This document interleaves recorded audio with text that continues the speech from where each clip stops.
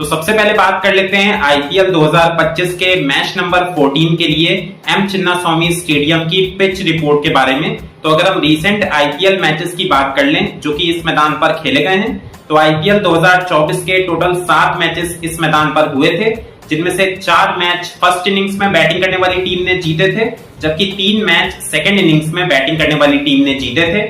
इसके अलावा average first innings का स्कोर 197 रन्स का था, जबकि एवरेज सेकंड इनिंग्स का स्कोर 180 रन्स का रहा था।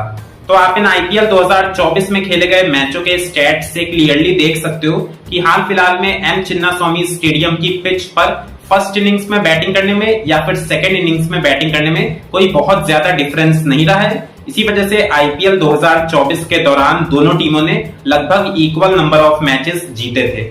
एम चिन्नास्वामी स्टेडियम की पिच एक बैटिंग फ्रेंडली पिच है। इस पिच पर बल्लेबाजी करना पूरे मैच में काफी आसान साबित होता है, क्योंकि गेंद बल्ले पर अच्छी गति और उछाल के साथ आती है। तो बल्लेबाज पिच पर मौजूद पेस एंड बाउंस को ट्रस्ट करके अपने शॉट्स काफी आसानी के साथ खेल पाते हैं, और यही वजह है कि आपको इस मैदान पर जनरली हाई स्कोरिंग मैचेस देखने को मिलते हैं। आईपीएल 2024 के जो 7 मैचेस इस मैदान पर खेले गए थे, उनकी 7 पारियों में आपको 170 से 190 के बीच का स्कोर देखने को मिला था, जबकि 3 पारियों में 200 के ऊपर का स्कोर भी बना था।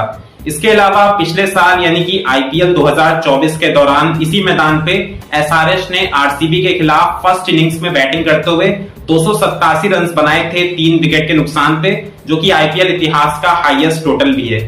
तो आप इन आंकड़ों से आइडिया लगा सकते हो कि हाल फिलहाल में एम चिन्नास्वामी स्टेडियम की पिच बल्लेबाजों को कितना ज्यादा सपोर्ट कर रही है। इसी वजह से आईपीएल 2024 के दौरान आपको काफी हाई स्कोरिंग मैचेस देखने को मिले थे, और इस मैच के लिए जो रिपोर्ट्स निकल कर आई हैं उसमें भी यही बताया जा रहा है कि फिर से आपको एक फ्लैट यानी कि सपाट पिच देखने को मिलेगी। तो एक बार फिर से आप हाई स्कोरिंग मुकाबले की उम्मीद कर सकते हो।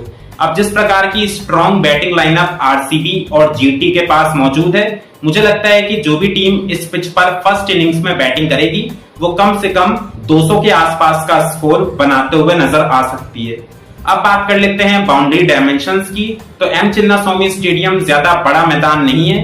यहाँ पर आपको ऑफ साइड की स्क्वायर बाउंड्री 57 मीटर्स की देखने को मिलती है, तो वहीं पर लेग साइड की स्क्वायर बाउंड्री 64 मीटर्स की है, और सामने की तरफ यानी कि स्ट्रेट बाउंड्री 69 मीटर्स की है। तो छोटा मैदान और तेज आउटफील्ड की वजह से यहाँ पर भी आपको काफी ज्यादा चौके और छक्के देखने को मिलते हैं, और इस मैच में एक बार फिर से चौकों और छक्कों की बरसात हो सकती है। इसके अलावा मैं आपको बता दूं कि अगर इस पिच पर फर्स्ट इनिंग्स में बैटिंग करने वाली टीम को मुकाबला जीतना है, तो उनको पहली पारी में कम से कम 210 से 220 के बीच में या फिर 220 के ऊपर का स्कोर बोर्ड पर लगाना होगा, क्योंकि अगर इतना स्कोर फर्स्ट इनिंग्स में बनेगा तो फिर स्कोर बोर्ड प्रेशर की वजह से चेस करना मुश्किल साबित होगा। लेकिन अगर फर्स्ट इनिंग्स का स्कोर 200 के आसपास या फिर 200 से नीचे बनता है, तो उसके चेस होने की संभावना काफी ज्यादा रहेगी। अब फ्लैट पिच को देखते हुए मुझे लगता है कि जो भी कप्तान इस मैच में टॉस जीतेगा वो गेंदबाजी करने का फैसला करेगा। इसके अलावा बात कर लेते हैं इस मैदान पर खेले गए आईपीएल 2024 के मैचों के कुछ रिकॉर्ड्स की। तो जो हाईएस्ट टोटल इस मैदान पर बना था वो एसआरएच का था आरसीबी के खिलाफ 287 रन 3 विकेट के नुकसान पर। लोएस्ट टोटल डीसी का था आरसीबी के खिलाफ 140 ऑल आउट। हाईएस्ट टोटल जो चेस हुआ था वो केकेआर ने किया था आरसीबी के खिलाफ 186 रन 3 विकेट के नुकसान पर, और लोएस्ट टोटल जो डिफेंड हुआ था वो एलएसजी ने किया था आरसीबी के खिलाफ 181 रन 5 विकेट के नुकसान पर। इसके बाद दोस्तों बात कर लेते हैं कि इस मैच में एम चिन्नास्वामी स्टेडियम की पिच पर कौन से गेंदबाज ज्यादा इफेक्टिव साबित हो सकते हैं, स्पिनर्स या फास्ट बॉलर्स। तो जो लास्ट 3 आईपीएल मैचेस इस मैदान पर खेले गए हैं, अगर हम उनके रिकॉर्ड्स की बात कर लें तो उसमें टोटल 32 विकेट्स फास्ट बॉलर्स ने लिए हैं, जबकि सिर्फ 7 विकेट्स स्पिनर्स को मिले हैं। राइट आर्म फास्ट बॉलर्स ने 19 विकेट लिए, जबकि लेफ्ट आर्म फास्ट बॉलर्स को 13 विकेट्स मिले। राइट आर्म ऑफ स्पिनर्स और राइट आर्म लेग स्पिनर्स को एक एक विकेट मिला है, तो वहीं लेफ्ट आर्म स्पिनर्स ने 5 विकेट्स लिए हैं। तो आप इन लास्ट 3 आईपीएल मैचेस के स्टैट्स से क्लियरली देख सकते हो कि हाल फिलहाल में एम चिन्नास्वामी स्टेडियम की पिच से तेज गेंदबाजों को ज्यादा मदद मिल रही है। इसी वजह से फास्ट बॉलर्स ने स्पिनर्स के कंपैरिजन में ज्यादा विकेट्स भी चटकाए हैं। खास तौर पर जो शुरुआती 6 ओवर्स होते हैं दोनों इनिंग्स के, यानी कि पावर प्ले ओवर्स, उसमें तेज गेंदबाजों को पिच से ज्यादा मदद मिलती है, जहां पर नई गेंद स्विंग भी करती है और उनको पिच से थोड़ा सीम मूवमेंट भी मिलता है। इसी वजह से दोनों पारियों के शुरुआती 6 ओवर्स में फास्ट बॉलर्स ज्यादा इफेक्टिव साबित होते हैं। और इस मैच में भी जिस टीम के तेज गेंदबाज पावर प्ले ओवर्स में सही लाइन और लेंथ से गेंदबाजी करेंगे, वो आपको 2 या 3 विकेट्स भी चटकाते हुए नजर आ सकते हैं। हालांकि इसके बाद मैच जैसे जैसे आगे बढ़ेगा तो ये पिच बल्लेबाजी के लिए और भी ज्यादा बेहतरीन हो जाएगी।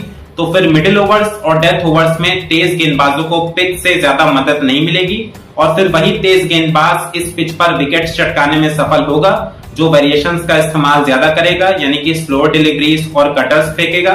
इसके अलावा अगर हम स्पिनर्स की बात कर लें तो आईपीएल 2024 के दौरान हमने देखा था कि इस पिच से स्पिनर्स को ज्यादा मदद नहीं मिल रही थी। इसी वजह से स्पिनर्स ने इस मैदान पे ज्यादा विकेट्स भी नहीं चटकाए थे। लेकिन हाल फिलहाल में WPL 2025 के जो मैचेस इस मैदान पर खेले गए थे उसमें हमने देखा था कि पिच से स्पिनर्स को थोड़ा ग्रिप और टर्न मिली थी, जिसके कारण स्पिनर्स ने भी काफी विकेट्स लिए थे।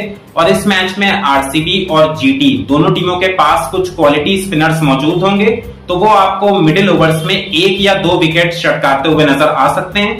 पर ये पहला मैच होगा इस सीजन का यहाँ पर, तो मुझे नहीं लगता कि यहाँ पर स्पिनर्स को पिच से बहुत ज्यादा मदद मिलेगी और ओवरऑल जो तेज गेंदबाज हैं वो स्पिनर्स के मुकाबले ज्यादा इफेक्टिव साबित होते हुए नजर आएंगे।